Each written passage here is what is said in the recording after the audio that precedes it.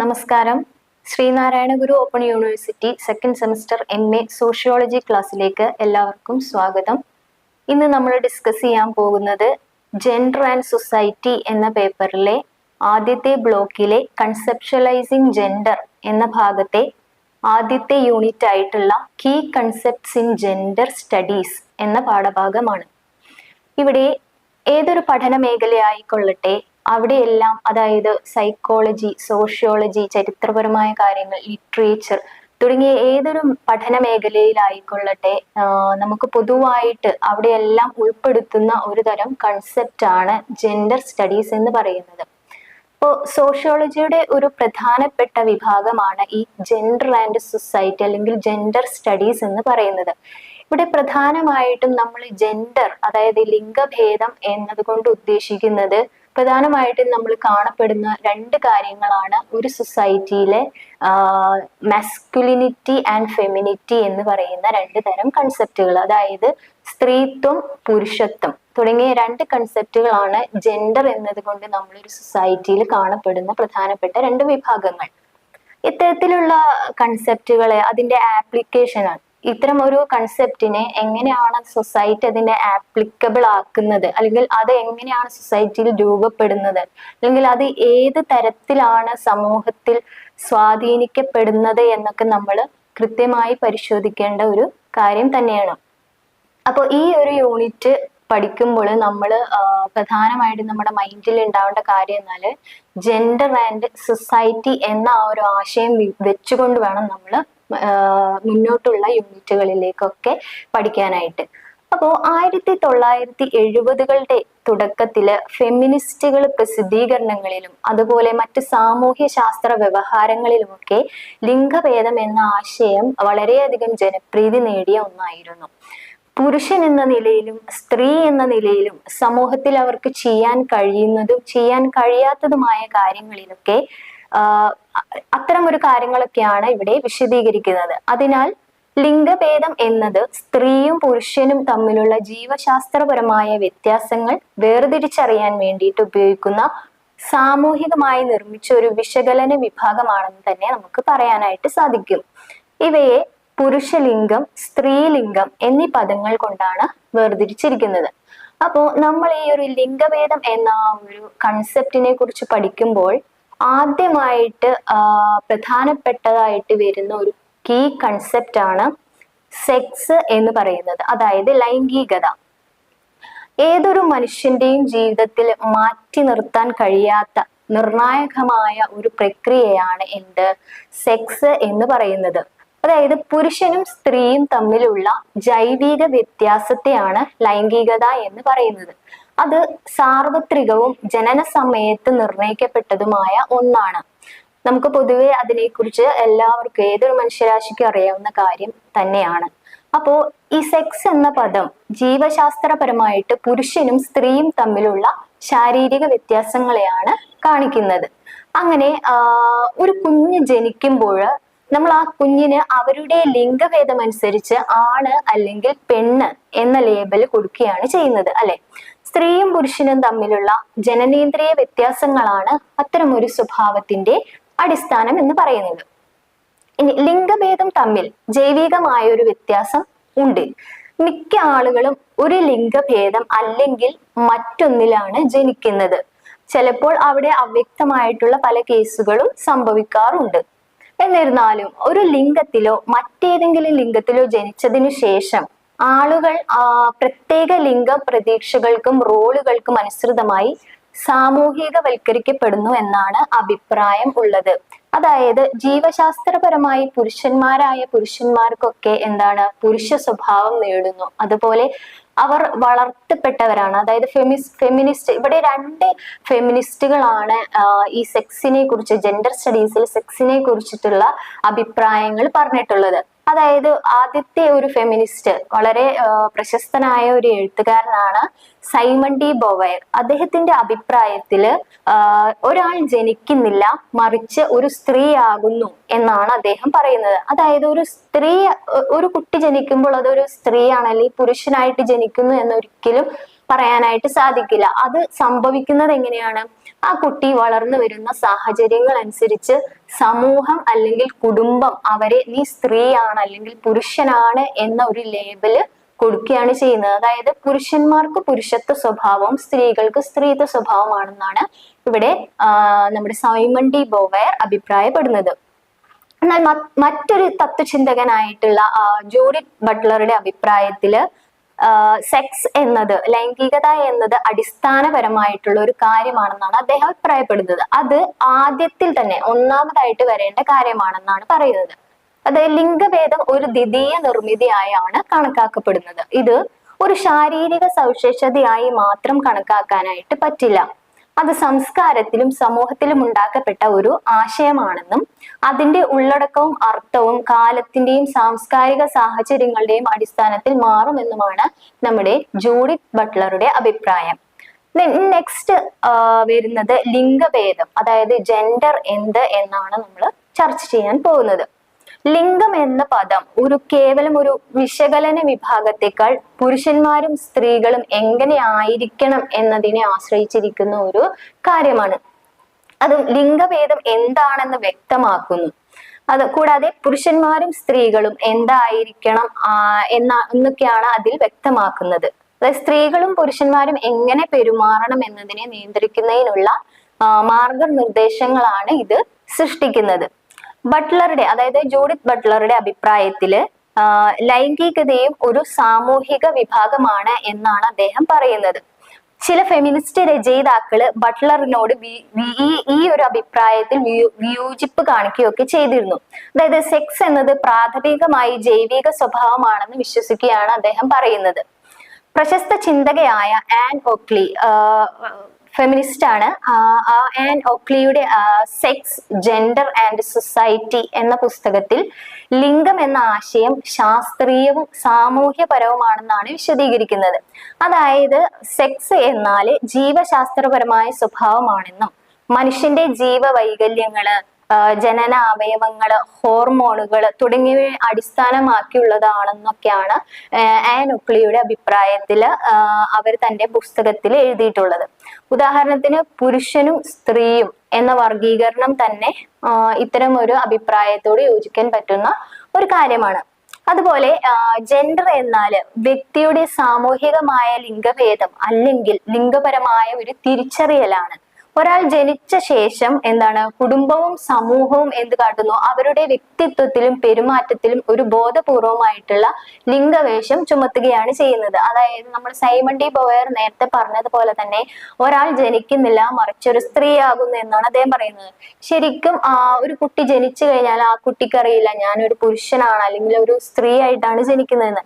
പക്ഷെ ആ കുട്ടിയുടെ വളർന്നു വരുന്ന ആ ഒരു സാഹചര്യവും കുടുംബവും ഒക്കെ തന്നെ അവരുടെ ആ വ്യക്തിത്വത്തിലും പെരുമാറ്റത്തിലും ഒക്കെ എന്ത് ചെയ്യാണ്?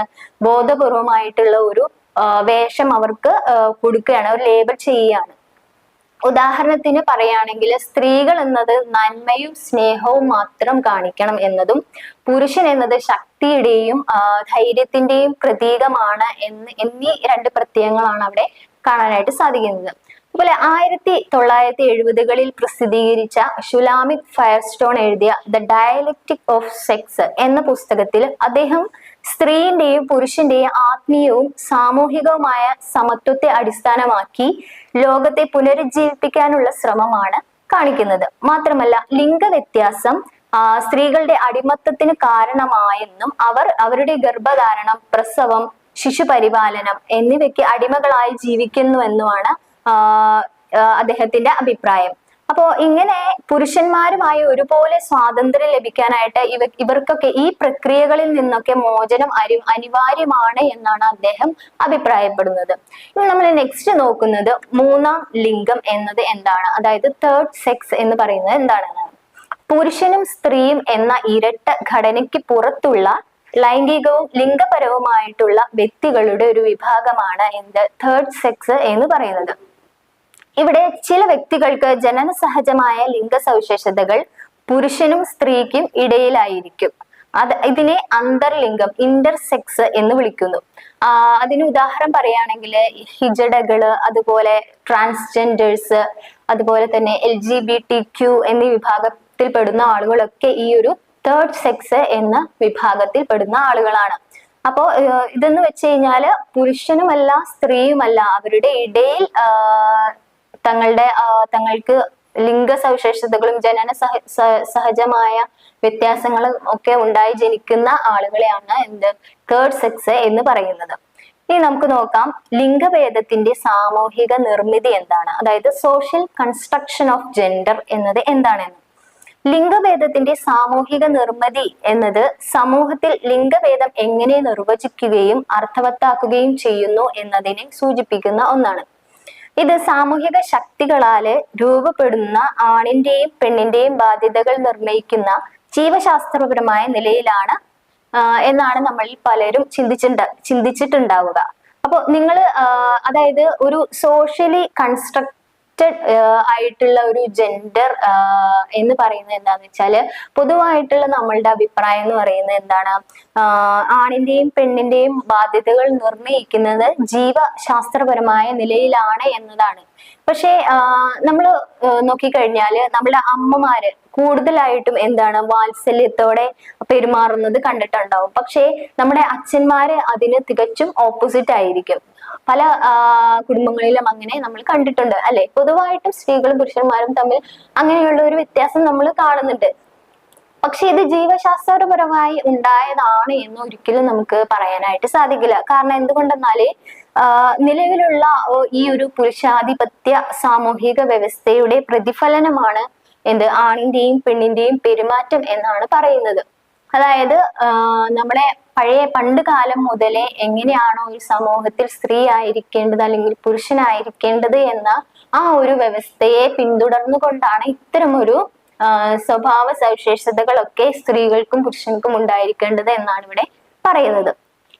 അതുപോലെ തന്നെ സ്ത്രീകൾ പ്രത്യുൽപാദനം നടത്തുന്നത് കൊണ്ട് അവർ സ്വാഭാവികമായും പുരുഷന്മാരെക്കാൾ കൂടുതൽ കരുതലുള്ളവരായിരിക്കും. അതുപോലെ കുട്ടികളെ വീട്ടിലൊക്കെ വളർത്താൻ വേണ്ടിയിട്ട് കൂടുതലായിട്ടും അനുയോജ്യമായത് ആരായിരിക്കും? സ്ത്രീകൾ തന്നെയായിരിക്കും. സ്ത്രീകളിൽ ഓക്സിറ്റോക്സിൻ ഉയർന്ന അളവിൽ ഉള്ളതായിട്ട് ന്യൂറോ ബയോളജിക്കൽ ഗവേഷകരൊക്കെ കണ്ടെത്തിയിട്ടുണ്ട്. ഇത് ബോണ്ടിങ്, മൊണോഗമി, കണക്ഷൻ എന്നിവയൊക്കെ വർദ്ധിപ്പിക്കുന്നു എന്നാണ് അവർ കണ്ടെത്തിയിട്ടുള്ളത്.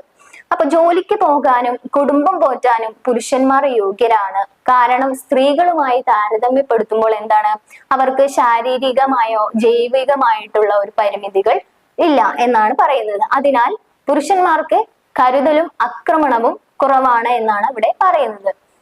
ലിംഗഭേദം ഒരു സാമൂഹിക നിർമ്മിതി മാത്രമാണെന്നും സ്ത്രീയും പുരുഷനും വ്യത്യസ്തമായി പെരുമാറുന്നതിന്റെ ഒരേ ഒരു കാരണം സമൂഹം അവർക്ക് ചില കടമകൾ ഏൽപ്പിച്ചിരിക്കുന്നു എന്നും ഉള്ളതുമാണ് ഇവിടെ വ്യാഖ്യാനിക്കപ്പെടുന്നത്. അതായത് ജെൻഡർ ഉള്ളത് സോഷ്യലി കൺസ്ട്രക്റ്റഡ് ആയിട്ടുള്ള ഒരു കാര്യം മാത്രമാണെന്നാണ് ഇവിടെ ചർച്ച ചെയ്യുന്നത്.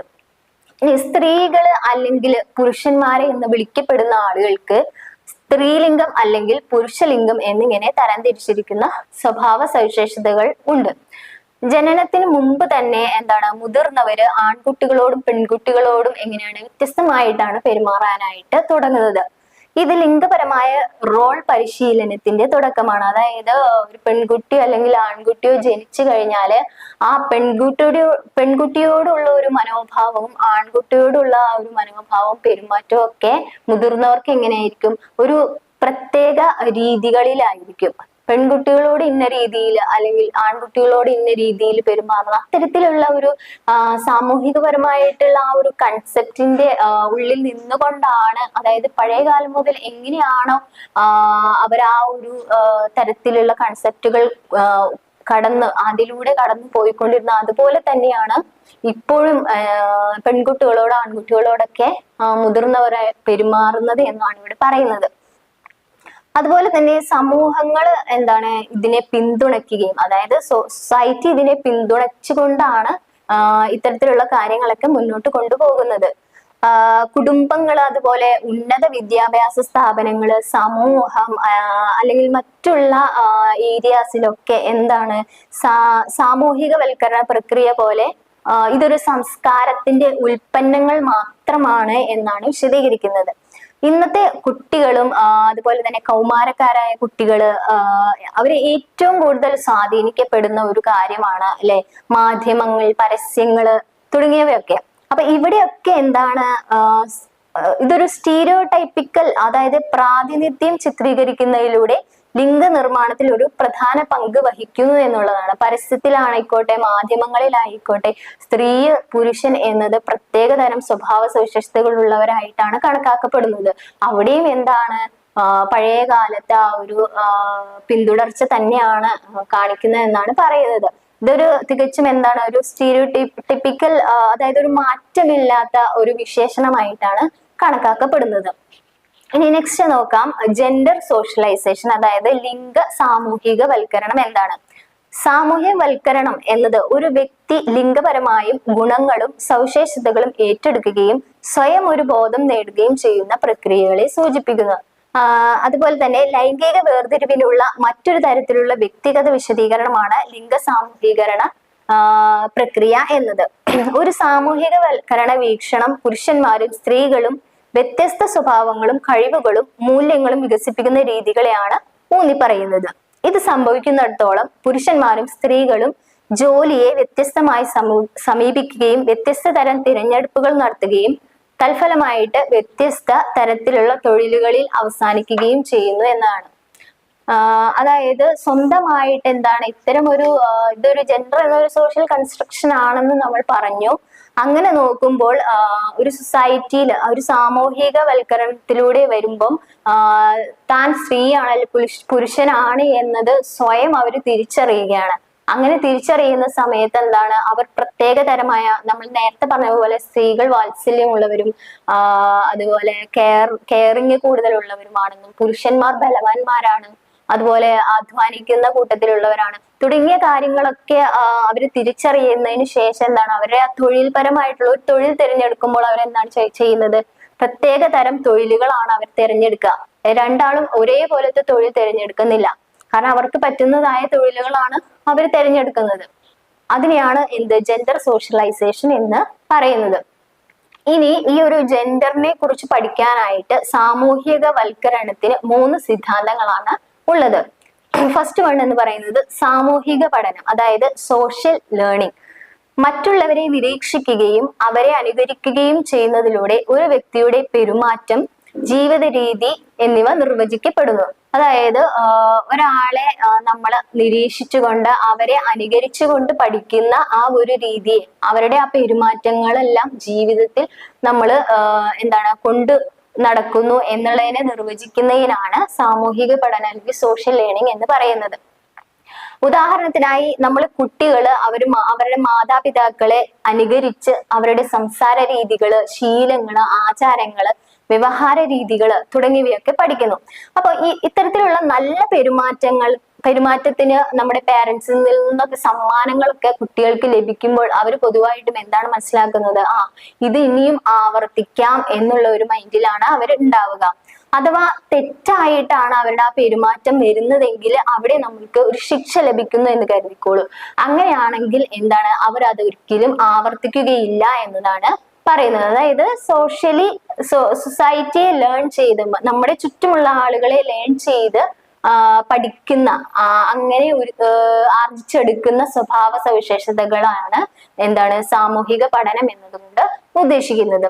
ഇനി നെക്സ്റ്റ് വരുന്നത് വൈജ്ഞാനിക വികസനം, അതായത് കോഗ്നിറ്റീവ് ഡെവലപ്മെന്റ് എന്നുള്ളതാണ്. ഈ സിദ്ധാന്തം അനുസരിച്ച് വൈജ്ഞാനിക പക്വത ഉൾപ്പെടുന്ന വിശാലമായ മനഃശാസ്ത്ര പ്രക്രിയയാണ് ലിംഗ വികസനം എന്നത്. ഈ വീക്ഷണം അനുസരിച്ച് കുട്ടികൾ സ്ത്രീയോ പുരുഷനോ ആയി സ്വയം തിരിച്ചറിയുകയും ഈ ഐഡന്റിറ്റി കാലാകാലങ്ങളിലും വ്യത്യസ്ത സന്ദർഭങ്ങളിലും സ്ഥിരമാണെന്ന് വിശ്വസിക്കുകയും ചെയ്തു കഴിഞ്ഞാൽ ലിംഗഭേദത്തിന് അനുയോജ്യമായ പെരുമാറ്റങ്ങൾ പ്രകടിപ്പിക്കാനായിട്ട് അവരെ പ്രേരിപ്പിക്കുന്നു എന്നുള്ളതാണ്. അതായത് ഇത്തരം ഒരു പല വീക്ഷണങ്ങളിലൂടെ നിന്നുകൊണ്ട് തങ്ങളുടെ ഐഡന്റിറ്റി എന്നുള്ളത് ഇന്നതാണ്, ഞാനൊരു സ്ത്രീയാണ് പുരുഷനാണ് എന്നുള്ള ആ ഒരു ഐഡന്റിറ്റി അവർ മനസ്സിലാക്കുകയും അതിൽ നിന്ന് പ്രവർത്തിക്കുകയും ചെയ്യുന്നതിനെയാണ് കൊഗ്നിറ്റീവ് ഡെവലപ്മെന്റ് അല്ലെങ്കിൽ വൈജ്ഞാനിക വികസനം എന്നതുകൊണ്ട് ഉദ്ദേശിക്കുന്നത്. ജെൻഡർ സോഷ്യലൈസേഷനില് മൂന്നാമതായിട്ട് വരുന്ന സിദ്ധാന്തമാണ് തിരിച്ചറിയൽ സിദ്ധാന്തം, അതായത് ഐഡന്റിഫിക്കേഷൻ തിയറി. ഇവിടെ ലിംഗഭേദം, ലിംഗസ്വത്വം, ലൈംഗികത എന്നിവയാണ് തിരിച്ചറിയൽ സിദ്ധാന്തം നേരിട്ട് അഭിസംബോധന ചെയ്യുന്നത്.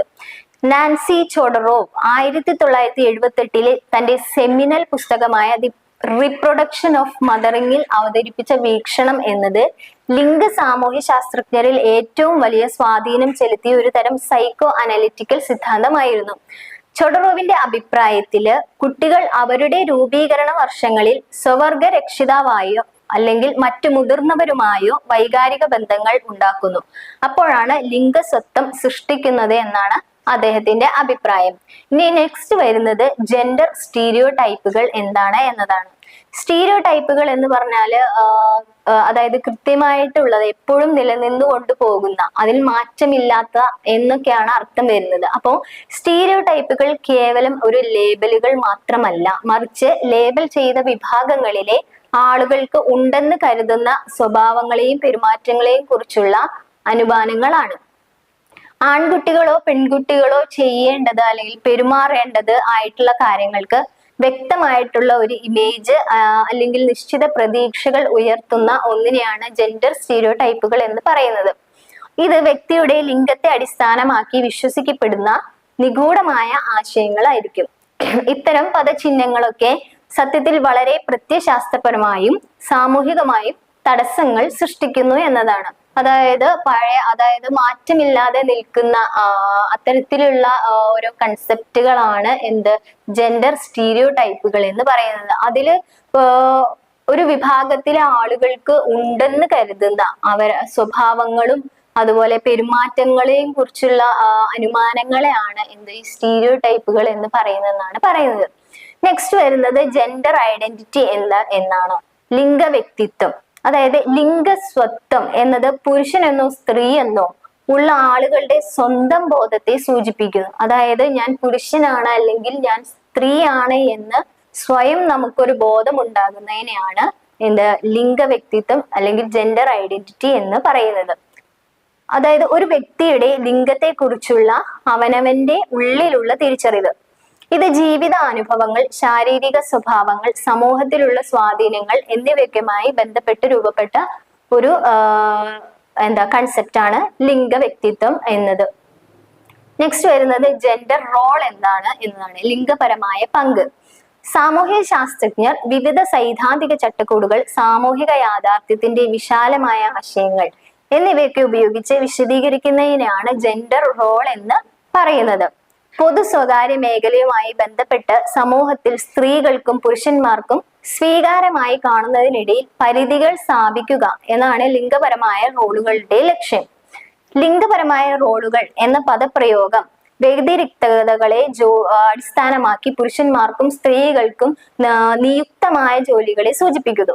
മറ്റൊരു തരത്തിൽ പറഞ്ഞു കഴിഞ്ഞാല് ജെൻഡർ റോള് എന്നത് ആൺ പെൺ ആ ഒരു തിരിച്ചറിയലിന്റെ പ്രാധാന്യം നൽകി നിശ്ചയിക്കപ്പെട്ട സാമൂഹിക ചട്ടങ്ങളാണ്. അതായത് സമൂഹത്തിൽ ഓരോ വ്യക്തിക്കും ഓരോ റോള് കൊടുക്കുന്നു. ആ ഒരു റോൾ അനുസരിച്ച് അവർ പെരുമാറുക എന്നതാണ് ജെൻഡർ റോള് കൊണ്ട് ഉദ്ദേശിക്കുന്നത്. ഉദാഹരണം പറയുകയാണെങ്കിൽ പെൺകുട്ടികള് കുടുംബത്തിന്റെ ശുചിത്വം, അതുപോലെ കുഞ്ഞുങ്ങളുടെ സംരക്ഷണം, ഭർത്താവിനെ പിന്തുണയ്ക്കുക, അതുപോലെ കിടപ്പുമുറി ജോലികള്, അലങ്കാരങ്ങള് എന്നിവയിലൊക്കെ ബാധ്യസ്ഥരാണെന്നും ആൺകുട്ടികൾ കുടുംബത്തിന്റെ പ്രധാന ഉടമസ്ഥൻ, ശക്തമായ ജോലികൾ ചെയ്യുന്നവൻ, സമ്പദ് വ്യവസ്ഥയെ നയിക്കുന്നവൻ തുടങ്ങിയ ആധിപത്യ പ്രതീകങ്ങളൊക്കെയാണെന്നാണ് സാമൂഹികമായി നിശ്ചയിക്കപ്പെട്ടിരിക്കുന്നത്. അപ്പോ ഇന്ന റോളുകളിൽ അവര് ഒരു സൊസൈറ്റി അവരെ നിശ്ചയിക്കപ്പെട്ടിരിക്കുകയാണ്. അതിനെയാണ് എന്ത് പറയുന്നത്? ജെൻഡർ റോൾ എന്ന് പറയുന്നത്. ഇനി നമുക്ക് നെക്സ്റ്റ് വരുന്നത് ജെൻഡർ ഡിസ്ക്രിമിനേഷൻ. എന്താണ് ലിംഗവിവേചനം എന്നതാണ്. അതായത് ആൺ പെൺ തിരിച്ചറിയലിന്റെ അടിസ്ഥാനത്തില് വ്യക്തികളെ അനാവശ്യമായി മാറ്റിക്കാണുന്നതും അവരോട് അസമാനമായി പെരുമാറുന്നതും അവകാശങ്ങൾ, അവസരങ്ങൾ, സമത്വം എന്നിവയിലൊക്കെ വ്യത്യാസങ്ങൾ കാണിക്കുന്നതുമായിട്ടുള്ള ഒരു സാമൂഹിക പ്രശ്നമാണ് എന്ത് ജെൻഡർ ഡിസ്ക്രിമിനേഷൻ എന്ന് പറയുന്നത്. അതായത് സ്ത്രീയോടും പുരുഷനോടും സമൂഹത്തിലായിക്കൊള്ളട്ടെ, അല്ലെങ്കിൽ അവരുടെ അവകാശങ്ങളിലായിക്കൊള്ളട്ടെ, അവർക്ക് കിട്ടുന്ന അവസരങ്ങളിലായിക്കോട്ടെ, അവരെ നീ സ്ത്രീയാണ് അല്ലെങ്കിൽ പുരുഷനാണ് എന്ന തരത്തിൽ മാറ്റി നിർത്തപ്പെടുന്ന അത്തരം ഒരു ഡിസ്ക്രിമിനേഷനെയാണ് ജെൻഡർ ഡിസ്ക്രിമിനേഷൻ എന്ന് പറയുന്നത്. മറ്റൊരു നിർവചനം പറയുകയാണെങ്കിൽ സംഘടനാ തരത്തിലും രാഷ്ട്രീയ പരിസ്ഥിതികളിലും ഒരു വ്യക്തിയുടെ ലിംഗത്തെ അടിസ്ഥാനമാക്കി സമൂഹത്തിൽ അവനെ മാറ്റി നിർത്തുകയോ ഒഴിവാക്കുകയോ ചെയ്യുക എന്നതാണ്. പെൺകുട്ടികൾക്കും സ്ത്രീകൾക്കും പൊതുവെ കുറഞ്ഞ അവകാശങ്ങളും അവസരങ്ങളും നൽകിക്കൊണ്ട് പുരുഷന്മാരുടെ ആധിപത്യം ഉറപ്പാക്കുകയും ചെയ്യുന്ന പ്രവർത്തനത്തെയാണ് എന്ത് പറയുന്നത് ജെൻഡർ ഡിസ്ക്രിമിനേഷൻ എന്ന് പറയുന്നത്. നെക്സ്റ്റ് നോക്കുന്നത് ജെൻഡർ ഫ്ലൂയിഡിറ്റി, ലിംഗദ്രവ്യത്വം എന്നുള്ളതാണ്. ഏതൊരു നിശ്ചിത ലിംഗവും മൂല്യങ്ങളും ചട്ടങ്ങളും തൊടാതെ അതിന്റെ ലിംഗപരീക്ഷണങ്ങളെയും അനുഭവങ്ങളെയും സ്വതന്ത്രമായി വികസിപ്പിക്കുന്ന ഒരു അവസ്ഥയാണ് ലിംഗദ്രവ്യത്വം എന്ന് പറയുന്നത്. അത് പെണ്ണായിക്കോട്ടെ, ആണായിക്കോട്ടെ, അല്ലെങ്കിൽ മറ്റു തേർഡ് സെക്സുകളായിക്കോട്ടെ, ഏതുമായിക്കോട്ടെ, അവരുടെ ആ ഒരു ലിംഗപരീക്ഷണത്തിന്റെയും അനുഭവങ്ങളെയും സ്വതന്ത്രമായി വിടാതെ അതിനെ അവരുടെ ഉള്ളിൽ തന്നെ ഏതൊരു നിശ്ചിത ലിംഗത്തിനെയും അവരുടെ മൂല്യങ്ങളെ കുറിച്ച്, അവരുടെ ചട്ടങ്ങളെ കുറിച്ചൊക്കെ സ്വതന്ത്രമായി വികസിപ്പിക്കുന്ന ഒരു തരത്തിലുള്ള അവസ്ഥയെയാണ് ലിംഗദ്രവ്യത്വം എന്ന് പറയുന്നത്. നെക്സ്റ്റ് വരുന്നത് ഹെറ്ററോനോമാറ്റിവിറ്റി എന്നുള്ളതാണ്. എന്ന് പറഞ്ഞു കഴിഞ്ഞാല് നമ്മുടെ സമൂഹത്തിലെ ആളുകളെ ശ്രേണീപരമായി ക്രമീകരിക്കുന്നതിന് വേണ്ടിയിട്ട് ലൈംഗികതയും ലിംഗഭേദവും ഉപയോഗിക്കുന്ന അതായത് ആ രണ്ട് കാര്യങ്ങൾ സാമൂഹ്യ ശാസ്ത്രജ്ഞന്മാർ ഉപയോഗിക്കുന്ന ഒരു ആശയമാണ് ഹെറ്ററോനോർമാറ്റിവിറ്റി എന്ന് പറയുന്നത്. കൂടുതൽ വ്യക്തമായിട്ട് പറയുകയാണെങ്കിൽ അതായത് ഭിന്നലിംഗം അല്ലെങ്കിൽ എതിർലിംഗത്തോടുള്ള പ്രണയവും ലൈംഗിക ആകർഷണവുമാണ് സാധാരണ ലൈംഗിക ആഭിമുഖ്യം എന്ന വിശ്വാസമാണ് ഹെറ്ററോനോർമാറ്റിവിറ്റി എന്ന് പറയുന്നത്. അതായത് സ്വന്തമായ ഒരു ലിംഗത്തോടോ അല്ലെങ്കിൽ മറ്റ് ലിംഗങ്ങളോടോ നമുക്ക് തോന്നുന്ന ഒരു പ്രണയം അല്ലെങ്കിൽ ലൈംഗിക ആകർഷണം എന്നിവയാണ് ഹെറ്ററോനോർമാറ്റിവിറ്റി എന്ന് പറയുന്നത്. ഇനി ഇത് ലൈംഗികതയെ കുറിച്ചുള്ള കർശനമായ മാനദണ്ഡങ്ങൾ മാത്രമല്ല, സമൂഹത്തിനുള്ളിൽ കർശനമായിട്ടുള്ള ലിംഗപരമായ റോളുകൾ ശക്തിപ്പെടുത്തുകയും ചെയ്യുന്നു എന്നതാണ് ഹെറ്ററോനോർമാറ്റിവിറ്റി കൊണ്ട് ഉദ്ദേശിക്കുന്നത്. നെക്സ്റ്റ് വരുന്നത് ജെൻഡർ കോണ്ടിനം എന്നതാണ്. ലിംഗഭേദം അല്ലെങ്കിൽ ലിംഗപരിധി എന്താണ് എന്നുള്ളതാണ്. ലിംഗഭേദം അല്ലെങ്കിൽ ലിംഗസ്വത്വം, ലൈംഗിക ആഭിമുഖ്യം എന്നിവയിൽ ആളുകൾക്ക് അവർ ജീവശാസ്ത്രപരമായി അനുഭവിക്കുകയും വൈകാരികമായി അനുഭവപ്പെടുകയും ബാഹ്യമായി പ്രകടിപ്പിക്കുകയും ചെയ്യുന്നതിന്റെ അടിസ്ഥാനത്തിലുള്ള വ്യത്യാസങ്ങളാണ് ലിംഗ തുടർച്ച അല്ലെങ്കിൽ ഈ ലിംഗഭേദം, ജെൻഡർ കോണ്ടിനം എന്നതിനെ കൊണ്ട് ഉദ്ദേശിക്കുന്നത്. ഒരു വ്യക്തിയുടെ ലിംഗഭേദം നിർണ്ണയിക്കുന്നത് ബയോളജിക്കൽ അനാട്ടമി ഒഴികെ ഉള്ള ഘടകങ്ങളാണ്. ഒരു വ്യക്തി സ്വയം ചിന്തിക്കുന്നതും അനുഭവിക്കുന്നതും പ്രകടിപ്പിക്കുന്നതും അതുപോലെ മറ്റുള്ളവരുമായി ഇടപഴകുന്നതും ആകർഷിക്കപ്പെടുന്നതും അവരുടെ ലിംഗഭേദത്തിന് കാരണമാകുന്നു. അതായത് ഒരു ലിംഗഭേദം അല്ലെങ്കിൽ ജെൻഡർ കോണ്ടിനം എന്ന് പറയുന്നത് ആ വ്യക്തി സ്വയം ചിന്തിക്കുന്നതും അതുപോലെ അവർ അനുഭവിക്കുന്നതും അതുപോലെ തന്നെ അവർ പ്രകടിപ്പിക്കുന്നതുമായിട്ടുള്ള മറ്റുള്ളവരുമായി ഇടപഴകുന്ന അതും അവരെ ആകർഷിക്കപ്പെടുന്നതുമായിട്ടുള്ള തരത്തിലുള്ള ലിംഗഭേദങ്ങളെയൊക്കെയാണ് ഇത്തരം ഒരു ലിംഗഭേദത്തിന് കാരണമാകുന്നു. അങ്ങനെ ഒരു ആകർഷിക്കപ്പെടുന്ന തരത്തിലുള്ള ഒരു സ്വഭാവം അവരിൽ ഉണ്ടാവുക എന്നുള്ളത്. അപ്പൊ അങ്ങനെയുള്ള കാര്യങ്ങളെയാണ് ജെൻഡർ കോണ്ടിനം എന്നതുകൊണ്ട് ഉദ്ദേശിക്കുന്നത്. നെക്സ്റ്റ് നോക്കുന്നത് ജെൻഡർ ഡിവിഷൻ ഓഫ് ലേബർ എന്നത് എന്താണ്, അതായത് തൊഴിലിന്റെ ലിംഗ വിഭജനം എന്താണ് എന്നുള്ളതാണ്. ലൈംഗികതയെ അടിസ്ഥാനമാക്കി അല്ലെങ്കിൽ ലിംഗത്തെ അടിസ്ഥാനമാക്കി ചുമതലകൾ ഏൽപ്പിക്കുന്ന പ്രക്രിയയാണ് തൊഴിലിന്റെ ലിംഗവിഭജനം എന്ന് പറയുന്നത്. അതായത് നീ സ്ത്രീയാണോ പുരുഷനാണോ എന്നത് നോക്കിയിട്ടാണ് ഒരു തൊഴിൽ നൽകുന്നത്. ആ ഒരു പ്രക്രിയയാണ് തൊഴിലിന്റെ ലിംഗവിഭജനം എന്ന് വിളിക്കുന്നത്. സാമൂഹിക സ്ഥാപനങ്ങളിൽ ലിംഗവ്യത്യാസങ്ങൾ പ്രകടമാക്കുന്ന ഏറ്റവും അടിസ്ഥാനപരമായ ഒരു മാർഗം ഈ തൊഴിൽ വിഭജനത്തിലൂടെയാണ്. അതുപോലെ പ്രായവും ലിംഗവും തൊഴിൽ വിഭജനത്തിന്റെ ഏറ്റവും പുരാതനമായ രണ്ട് രൂപങ്ങളായാണ് പരാമർശിക്കപ്പെടുന്നത്. എന്നാല് 21-ാം നൂറ്റാണ്ടിന്റെ തുടക്കത്തിൽ പോലും ഈ ഒരു തൊഴിൽ വിഭജനം ഇപ്പോഴും ലിംഗഭേദത്തെ അടിസ്ഥാനമാക്കി തന്നെയാണ് നിലകൊള്ളുന്നതെന്നാണ് പറയപ്പെടുന്നത്. ഇപ്പോഴും നമുക്ക് കാണാനായിട്ട് സാധിക്കും തൊഴിൽ രംഗങ്ങളിൽ എന്താണ് സ്ത്രീകൾക്ക് കുറഞ്ഞ വേജസ് നൽകുന്നു, അല്ലെങ്കിൽ പുരുഷന്മാർക്ക് കൂടുതൽ വേജസ് നൽകുന്നു. അപ്പൊ ഇതിലെല്ലാം നമ്മൾ പ്രധാനമായിട്ടും കാണേണ്ട ഒരു കാര്യം എന്താണ്, പുരുഷ ആധിപത്യത്തെ കൂടുതലായിട്ടും ഉയർത്തിക്കൊണ്ടുവരിക എന്നുള്ള ഒരു ആശയമാണ് ഇവിടെയൊക്കെ കാണുന്നത്. അതായത് സ്ത്രീകൾ എപ്പോഴും എന്താണ് തങ്ങളുടെ വീട്ടുജോലി അല്ലെങ്കിൽ കുട്ടികളെ നോക്കുക തുടങ്ങിയ ആ ഒരു തൊഴിൽ മാത്രം ചെയ്തുകൊണ്ട് ജീവിക്കുക എന്നുള്ള ആ ഒരു കൺസെപ്റ്റോട് കൂടിയാണ് ഈ പറയുന്ന ഏതൊരു കൺസെപ്റ്റുകളും മുന്നോട്ട് പോകുന്നത്. അപ്പോൾ എന്തുകൊണ്ടാണ് ഈ സമൂഹങ്ങൾ ലൈംഗികതയെ അടിസ്ഥാനമാക്കി തൊഴിലാളികളെ വേർതിരിക്കുക, അല്ലെങ്കിൽ ലിംഗഭേദത്തെ അടിസ്ഥാനമാക്കി തൊഴിലാളികളെ വേർതിരിക്കുന്നത് എന്നതിന് ഒരുപാട് സിദ്ധാന്തങ്ങളൊക്കെ നമുക്ക് കാണാനായിട്ട് സാധിക്കും. ചില ആളുകൾ വിശ്വസിക്കുന്ന എന്താണ്, പരമ്പരാഗതമായി സ്ത്രീകളാണ് കുട്ടികളുടെ സംരക്ഷണത്തിന് പ്രാഥമിക ഉത്തരവാദികൾ എന്നതാണ്. അവിടെയാണ് തൊഴിൽ എന്ന വിഭജനം ആദ്യമായിട്ട് ഉയർന്നു വന്നത്. അതായത് ഒരു തൊഴിൽ സ്ഥാപനത്തിൽ ചെന്ന് കഴിഞ്ഞാൽ എന്താണ് ആ ഒരു കാലഘട്ടത്തിൽ തൊഴിൽ അന്വേഷിച്ച് ചെല്ലുന്ന ഒരു സ്ത്രീയോട് എന്തായിരിക്കും കാണുണ്ടാവുക, അവര് സ്ത്രീ എന്ന് പറയുന്നത് എപ്പോഴും കുട്ടികളുടെ സംരക്ഷണം, വീട്ടുജോലി തുടങ്ങിയ കാര്യങ്ങളിലൊക്കെ ഏർപ്പെടുക എന്നുള്ള തൊഴിലിലാണ് അവർ കൂടുതലായിട്ടും നിയോഗിക്കപ്പെട്ടിട്ടുള്ളത് എന്നാണ് സമൂഹത്തിലുള്ള ആ ഒരു കൺസെപ്റ്റ്. അപ്പൊ അതനുസരിച്ച് എന്താണ് ഈ തൊഴിൽ ചെയ്യാൻ അവർക്ക് ഒരു അവസരം കൊടുക്കുന്നില്ല. കൂടുതലും പുരുഷന്മാരാണ് അതിലൊക്കെ നല്ല രീതിയിൽ നിൽക്കുന്ന ആളുകൾ എന്നുള്ള ആ ഒരു കൺസെപ്റ്റോട് കൂടിയാണ് ഇവിടെ എന്ത് പറയുന്നത്, ഈ തൊഴിലിന്റെ അല്ലെങ്കിൽ ജെൻഡർ ഡിവിഷൻ ഓഫ് ലേബർ എന്നതുകൊണ്ട് ഉദ്ദേശിക്കുന്നത്. ഈ നെക്സ്റ്റ് നോക്കാം ട്രാൻസ്ജെൻഡേഴ്സ് എന്താണ് എന്നത്, അതുപോലെ തന്നെ ട്രാൻസ്സെക്ഷൽ എന്താണ് എന്നുള്ളത്. ട്രാൻസ്ജെൻഡർ എന്നത് ലിംഗസ്വത്വത്തിലെ വ്യത്യാസങ്ങൾ ഉൾക്കൊള്ളുന്ന ഒരു പദമാണ്. അതിൽ ഒരാളുടെ നിയുക്ത ബയോളജിക്കൽ സെക്സ് അയാളുടെ ഐഡന്റിറ്റിയുമായി പൊരുത്തപ്പെടുന്നില്ല. ഈ പദത്തിൽ തങ്ങൾ ഒരു ദ്വിമുഖ ലൈംഗിക ഘടനയുമായി യോജിക്കുന്നില്ല എന്ന് തോന്നുന്ന വ്യക്തികളാണ് ഉൾപ്പെടുന്നത്. അതിലൂടെ അവർ ആണോ പെണ്ണോ ആയി തിരിച്ചറിയപ്പെടുന്നു. ഈ വിഭാഗത്തിലുള്ള വ്യക്തികൾക്ക് തങ്ങൾ തെറ്റായ ലിംഗത്തിൽ പെട്ടവരാണെന്ന് തോന്നിയേക്കാം. എന്നാൽ ഈ ധാരണ ശസ്ത്രക്രിയ അല്ലെങ്കിൽ ഹോർമോൺ നിയമനത്തിനും സാധ്യതയുള്ളതും അല്ലാത്തതും ആയിരിക്കാം. അതായത് നമുക്കറിയാം പൊതുവെ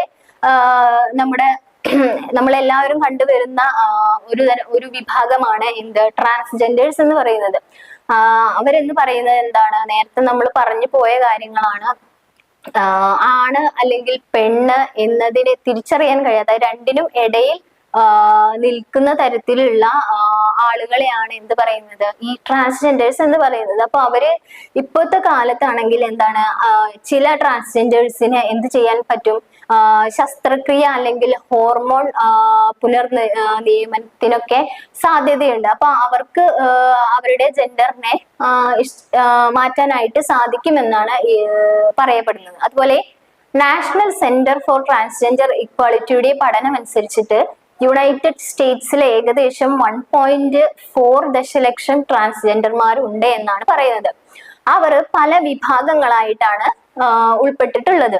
സ്ത്രീ പുരുഷ ഘടകങ്ങൾ ഉണ്ട്, അല്ലെങ്കിൽ അവർ ഏതെങ്കിലും ലിംഗഭേദവുമായി തിരിച്ചറിയാൻ കഴിയാത്തവർ ഇത്തരമൊരു ട്രാൻസ്ജെൻഡർ വ്യക്തികളെ എന്തെന്നാണ് പറയുന്നത്, നോൺ ബൈനറി എന്നാണ് വിളിക്കപ്പെടുന്നത്. ഈ ഗ്രൂപ്പുകളിലെ വ്യക്തികളെ സൂചിപ്പിക്കാനായിട്ട് ഇടയ്ക്കിടെ ഉപയോഗിക്കുന്ന പദമാണ് ജെൻഡർ ക്വീർ എന്ന് പറയുന്നത്. ഭിന്ന ലൈംഗികത, സുവർഗരതി, ബൈസെക്ഷുവാലിറ്റി എന്നിവയാണ് ലൈംഗിക ആഭിമുഖ്യം ഗ്രൂപ്പ് ചെയ്യാൻ ഉപയോഗിക്കുന്ന 3 വിഭാഗങ്ങൾ. ഈ ട്രാൻസ്ജെൻഡർ എന്ന പദം വിശാലമായ ഐഡന്റിറ്റികളെയൊക്കെയാണ് ഉൾക്കൊള്ളുന്നത്. നിയുക്ത ലൈംഗികതയിൽ നിന്ന് വ്യത്യസ്തമായ ലിംഗഭേദമുള്ള ആളുകളെ ട്രാൻസ്സെക്ഷൽ എന്ന് വിളിക്കുന്നു. ട്രാൻസ്ജെൻഡർ ആളുകള് ഹോർമോണുകള്, ശസ്ത്രക്രിയകള്, മറ്റു വഴികൾ എന്നിവയിലൂടെ അവരുടെ ലിംഗഭേദവുമായിട്ട് കഴിയുന്നത്ര സ്ഥിരത കൈവരിക്കാൻ ശരീരം പതിവായിട്ട് മാറ്റുകയൊക്കെ ചെയ്യുന്നുണ്ട്. ഈ ഇടയായ ഇത് ലിംഗ സ്ഥിരീകരണം എന്നും അറിയപ്പെട്ടിട്ടുണ്ട്. ഇനി മെഡിക്കൽ ഇടപെടലുകളിലൂടെയൊക്കെ ഈ പരിവർത്തന പ്രക്രിയയെ ലൈംഗികത അല്ലെങ്കിൽ ലിംഗമാറ്റം എന്നാണ് വിളിക്കുന്നത്. അതായത് ഒരു ലിംഗത്തിൽ നിന്നും മറ്റൊരു ലിംഗത്തിലേക്ക് മാറുന്ന ചില ട്രാൻസ്ജെൻഡറുകൾ എന്നതിനേക്കാൾ പുരുഷനെന്നോ സ്ത്രീ എന്നോ ആണ് ഇവരെ വിളിക്കപ്പെടുന്നത്. ഇനി ഈ LGBTQ എന്നത് പറഞ്ഞാല് അവരുടെ ഘടകങ്ങൾ എന്തെന്ന് വെച്ചാല് L എന്ന് ഉദ്ദേശിക്കുന്നത് ലെസ്ബിയൻ, അതായത് സ്ത്രീകൾക്കിടയിലുള്ള ലൈംഗിക ആകർഷണം. ഇനി G എന്ന് പറഞ്ഞാല് ഗേ, പുരുഷന്മാർക്കിടയിലുള്ള ലൈംഗിക ആകർഷണം. അതുപോലെ B എന്ന് പറഞ്ഞാല് ബൈസെക്ഷൽ, രണ്ട് ലിംഗങ്ങളിലുള്ള വ്യക്തികളോടുള്ള ലൈംഗിക ആകർഷണം. T എന്ന് പറഞ്ഞാല് ട്രാൻസ്ജെൻഡേഴ്സ്, ജന്മന ലഭിച്ച ലിംഗത്തിൽ നിന്നും വ്യത്യസ്തമായ ലിംഗപരിചയമുള്ള വ്യക്തികൾ. Q എന്ന് പറഞ്ഞാൽ ലൈംഗികതയുടെയും ലിംഗപരിചയത്തിന്റെയും പരിധിക്ക് പുറത്തുള്ള വ്യക്തികൾ. I എന്ന് പറഞ്ഞാൽ ഇന്റർസെക്സ്, ജന്മനാ ലഭിച്ച ശാരീരിക ലക്ഷണങ്ങൾ പുരുഷനോ സ്ത്രീയോ ആയി വർഗീകരിക്കുന്നത്.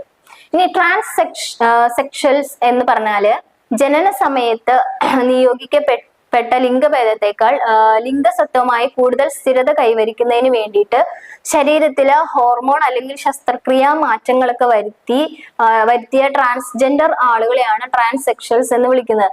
അവര് പൊതുവായിട്ടും ട്രാൻസ്ജെൻഡേഴ്സ് ആയിരിക്കും, എന്നാൽ അവർ എന്ത് ചെയ്യുന്നു, അവരുടെ ശരീരത്തില് ഹോർമോണുകൾ അതുപോലെ ശസ്ത്രക്രിയകളൊക്കെ നടത്തിയിട്ട് ഒരു പെണ്ണ് അല്ലെങ്കിൽ ആണെന്ന രൂപത്തിലേക്ക് മാറുന്നു.